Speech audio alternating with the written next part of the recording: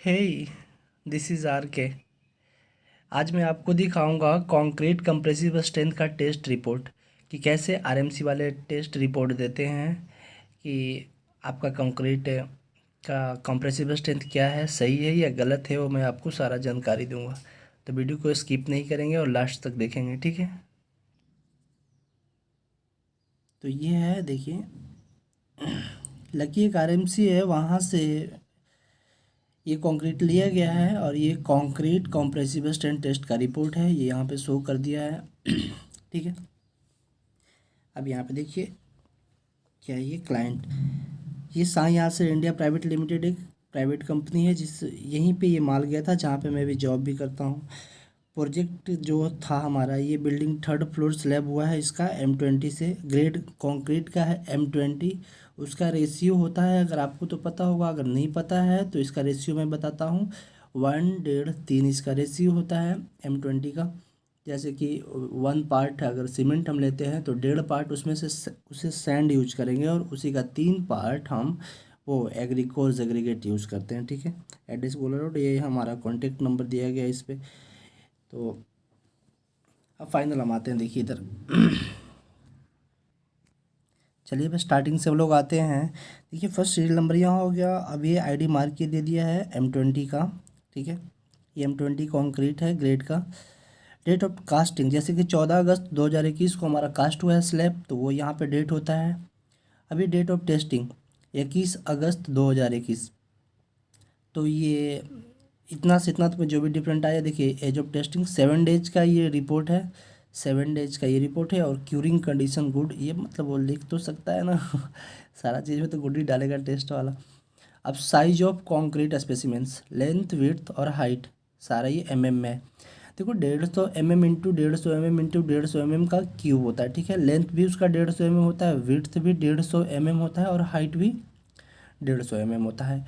एक एक क्यूब उसका भी आता है, 100 mm का भी आता है। 100 लेंथ होता है उसका, 100 वो विड्थ होता है और 100 हाइट होता है mm में। तो ये जनरली हमने 150 mm का क्यूब भरा था और ये उसी का रिपोर्ट है। अब इसका हम एरिया की बात करते हैं, तो 150 इंटू 150 करेंगे तो ये स्क्वायर mm में आ जाएगा 22,500 के करीब। ये एरिया हो गया इसका, ठीक है। अब मास इन एयर, मतलब इसका केजी, क्यूब का वेट है ये। पहले ना क्यूब है वो तोड़ने से पहले, जैसे उसको मशीन में यूटी में डालने से पहले इसको हम वेट ले लेते हैं, ठीक है। ये इसका वेट आया है सारे का, फर्स्ट का आया है इतना 8.350, सेकंड का 7.810 और थर्ड का 8.130, ठीक है। अब यहाँ पे लोड, जैसे कि इस क्यूब को, जैसे कि हमने इस क्यूब को रख दिया कोई यूटीएम में, और यूटीएम में रखने के बाद जो जितना मतलब लोड पे वो क्रश होता है, जैसे कि टूटता है, यहाँ पे वो नोट होता है, ठीक है। जैसे लोड इतना किलो न्यूटन पे ये हमारा क्यूब फेल हो गया, क्रश हो गया। फेल नहीं बोलेंगे, ये क्रश हो गया, मतलब ये क्रैक आ गया इतना पे 515 पे। उसके बाद का अब हम आगे का प्रोसेस जानेंगे। ये सारा वही है, तीनों एरो में जो भी दिया गया। ये 325 किलो न्यूटन पे क्रश किया, टूटा, और ये 283 किलो न्यूटन पे टूटा, ठीक है।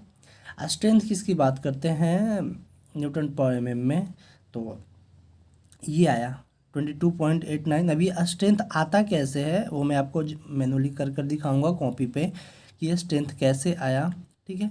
अब एवरेज स्ट्रेंथ की बात करते हैं तो 16.64 ये आया। इसका मतलब ये जो हमारा टेस्ट है ये ओके है, लेकिन इसमें एक फॉल्ट आया है, ये वाला क्यों फेल, ये मैंने लिखा है 12.58।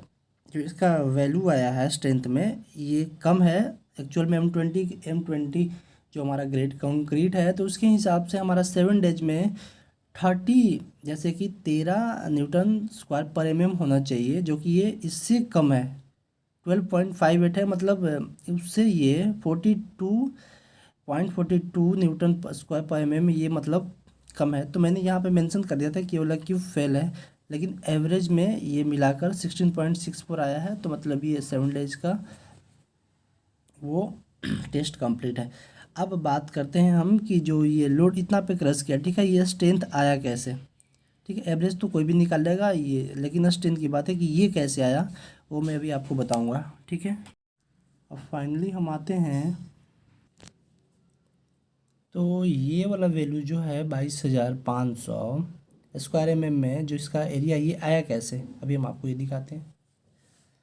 अब ये देखिए 22,500 साइज ऑफ क्यूब, क्यूब का साइज जो हमने इसमें क्यूब लिया है वो 150 mm into 150 mm into 150 mm का, जिसका लेंथ भी 150 का है, विड्थ भी 150 का है, और ये हाइट भी 150 mm का है। तो लेंथ विड्थ को जब हम मल्टीपल करेंगे, जैसे गुना करेंगे 150 इंटू 150 से, तो ये ओवरऑल मिलाकर 22,500 स्क्वायर mm में ये आ जाएगा।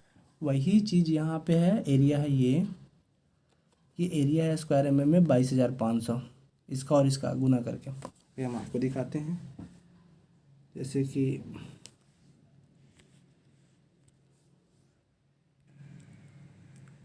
ये रहा आपका 150 इंटू 150 मतलब 22,500, ये आ गया वैल्यू। ठीक है, अब सेकेंड वेज में चलते हैं।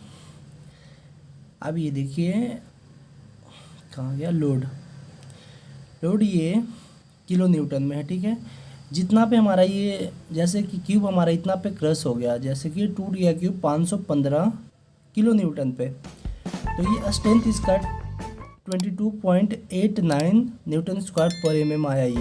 तो ये कैसे आता है वो मैं आपको दिखा रहा हूँ अभी। अब ये देखिए ये 22.89 न्यूटन स्क्वायर पर mm में, मतलब लोड अपॉन एरिया।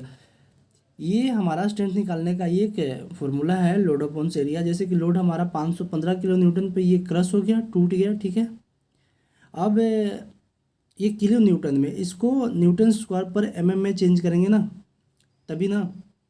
इसको हमने चेंज कर लिया है 1000 से मल्टीपल करके, ये 515 किलो न्यूटन ये हो गया, क्या इंदान सैकड़ा, 1000, 10,000, लाख, मतलब 5,15,000 न्यूटन स्क्वायर पर mm में ये वैल्यू हमारा आ गया, ये लोड आ गया। ठीक है, अब ये लोड अपॉन एरिया से हमने स्ट्रेंथ गेन करना था, निकालना था, तो ये हमारा लोड हो गया, और ये एरिया जो मैंने फर्स्ट बार ये निकाला था 22,500। यहाँ पे भी वही चीज़ दिया है, देखो 22,500, और ये 515 किलो न्यूटन को हमने न्यूटन में कन्वर्ट किया 1000 से मल्टीपल करके। तो ये दोनों को हम डिवाइड कर दिए हैं, लोड अपॉन एरिया को डिवाइड कर दिए, तो हमारा 22.898888, मतलब इसको 22.89 हम शो कर सकते हैं, लिख सकते हैं।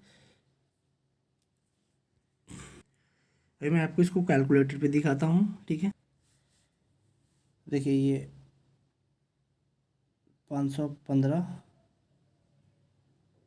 किलो न्यूटन था। ठीक है, 515 किलो न्यूटन था। अगर इसको हम 1000 से मल्टीपल करते हैं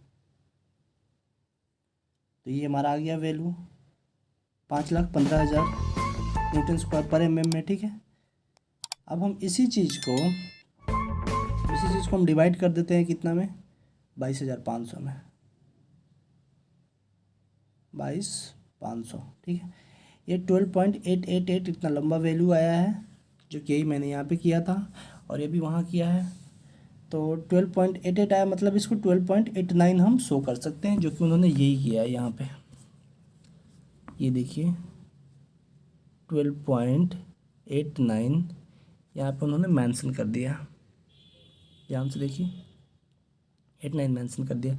अभी न्यूटन स्क्वायर पर mm में ये एवरेज है, देखिए एवरेज स्ट्रेंथ, मतलब ये तीनों को जोड़कर 3 से डिवाइड कर दिया, जिसका ये एवरेज आया है। सेम सबका ऐसे निकला है 14.44 जो है ये भी ऐसे, इसके हिसाब से किलो न्यूटन को हमने न्यूटन में कन्वर्ट कर इसको लोड अपॉन एरिया से डिवाइड कर दिया है, तो ये हमारा वैल्यू आ गया। ठीक है, ये भी सेम है, लोड अपॉन एरिया से डिवाइड कर दिया है, तो ये 12.58 वैल्यू आ गया। ठीक है, ये 16.64 ये इसका एवरेज आ गया। तीनों को ये जोड़कर हमने 3 से डिवाइड कर दिया, तो ये 16.64 ये एवरेज न्यूटन स्क्वायर पर mm में आ गया। अब हमको यहाँ से देखना है कि ये क्यूब सेफ है या फेल है, सक्सेस है या फेल है। अब हमको ये से देखना है। ठीक है, तो उसके लिए आपको एक चीज़ जानना पड़ेगा कि M20 आपने ग्रेड कंक्रीट यूज किया है। यहाँ पे देखो आप, ग्रेड M20 ग्रेड आपने कंक्रीट यूज किया है, तो आपको ये, और ये टेस्ट जो है हमारा ये 7 डेज का टेस्ट है। ठीक है, ये 7 डेज का टेस्ट है और M20 ग्रेड कंक्रीट है। आपको इससे जानना है कि 7 डेज में कितना स्ट्रेंथ गेन करता है। ठीक है, तो उसके लिए मैं आपको अभी कैलकुलेट कर बताता हूँ बाई पेन। ठीक है, चलिए तो फाइनली हम आते हैं वहाँ पे। अब जैसे देखिए यहाँ पे compressive strength for 7 days strength gain, ये टेस्ट है कॉम्प्रेसिव स्ट्रेंथ का 7 डेज का, ठीक है। 65% टू 68% मतलब स्ट्रेंथ गेन होना चाहिए 7 डेज में, ठीक है। ये थंब रूल है। 7 डेज का जब आप टेस्ट लोगे तो ये 60% से 68% मतलब आना चाहिए स्ट्रेंथ उस क्यूब का, तभी आपका ये क्यूब मतलब सक्सेस है, फेल नहीं है, ठीक है। तब हमने 65% इसका निकाला है। और ग्रेड है जो कंक्रीट का वो M20 है। जो हमने ग्रेड यूज किया है कंक्रीट का वो M20, जिसका रेशियो होता है, मैं बार बार रिपीट कर रहा हूँ, 1.5-3, ठीक है। 65 डिवाइडेड 100 इंटू 20। अब यहाँ से हम इसको कैलकुलेट करेंगे तो ये 13 न्यूटन स्क्वायर पर mm में इसका वैल्यू आया। 60% का ये वैल्यू आया। 65 से 100 को डिवाइड करेंगे इंटू 12 से मल्टीपल गुना करेंगे तो ये हमारा 13 न्यूटन स्क्वायर पर mm आया।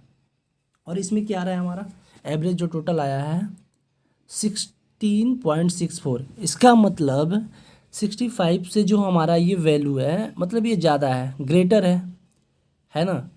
ये हमारा जो आया, ये हमारा आया क्या है कि ये 13 न्यूटन स्क्वायर पर mm है, और ये जो हमारा है 16.64 है। इसका मतलब ये क्यूब हमारा सक्सेस है ना। अब हमारा देखो जैसे कि इससे तो ये बड़ा है, हमेशा ये ध्यान रखना चाहिए कि ये 13 न्यूटन स्क्वायर पर mm M20 के M20 ग्रेड है, इससे ये वैल्यू बड़ा होना चाहिए, ज़्यादा होना चाहिए, तभी हमारा क्यूब सक्सेस है। जो भी हमारा क्यूब का एवरेज आया है ये ज़्यादा होना चाहिए इससे, ठीक है। जो हमारा जो 65 टू 68% गेन करता है उससे हमारा ये वैल्यू ज़्यादा होना चाहिए या उसके इक्वल में होना चाहिए, ठीक है, तब हमारा क्यूब सक्सेस है। अब बात करते हैं ये वाला क्यूब फेल है जो मैंने लिखा था, मैंने किया 12.58 आया है, ठीक है। जैसे कि देखो आप 12.58 आया है, इसका मतलब ये 283 किलो न्यूटन पे ये क्रश हो गया था, ठीक है। अगर इसको हम लोड अपॉन एरिया से डिवाइड करते तो 12.58 ही आता है। इसका मतलब हमारा जो 65% गेन करना था वो तो किया नहीं, क्योंकि 13 न्यूटन स्क्वायर पर mm होना चाहिए। इसका मतलब ये वाला क्यूब हमारा फेल है, ठीक है। ये कहीं ना कहीं कुछ ना कुछ RMC वाले गलती किए हैं, या तो मटेरियल में कुछ कमी या फिर किसी न किसी तरह से कुछ गलतियां इसमें हुई है, तभी ये क्यूब हमारा फेल है, ठीक है। तो यही चीज़ था, मेन मोटो था क्यूब का कि आखिर ये टेस्ट हम रिपोर्ट चेक कैसे करते हैं, देखते कैसे हैं और करते कैसे हैं। और मुझे उम्मीद है कि आप लोग को आज बहुत कुछ सीखने के लिए मिला होगा, और अगर कुछ भी थोड़ा सा सीखने के लिए मिला होगा तो यार न्यू चैनल है, मैं आपके लिए ऐसे ही वीडियो लाता रहूँगा। आप चैनल को सब्सक्राइब कर लें और बेल आइकन दबा लें ताकि हर नए वीडियो का आपको नोटिफिकेशन आपके पास पहुंच जाए। और सब्सक्राइब जरूर करें, अपने दोस्तों के पास भी शेयर करें जो इंटरेस्टेड हैं, जिनके पास जिनको नॉलेज चाहिए, या ऑलरेडी जिन्होंने सिविल इंजीनियरिंग की डिग्री कर रखी है, उनके लिए काफ़ी हेल्पफुल होने वाला है ये वीडियो। तो थैंक यू सो मच। और हाँ, चैनल को सब्सक्राइब ज़रूर कर लें, क्योंकि अगर आप लोग सब्सक्राइब नहीं करेंगे तो आपकी एक सब्सक्राइब से हमारी ना मनोबल बढ़ जाती है। तो प्लीज़ आई रिक्वेस्ट यू कि आप चैनल सब्सक्राइब कर लें और बेल आइकन दबा लें। Thank you so much.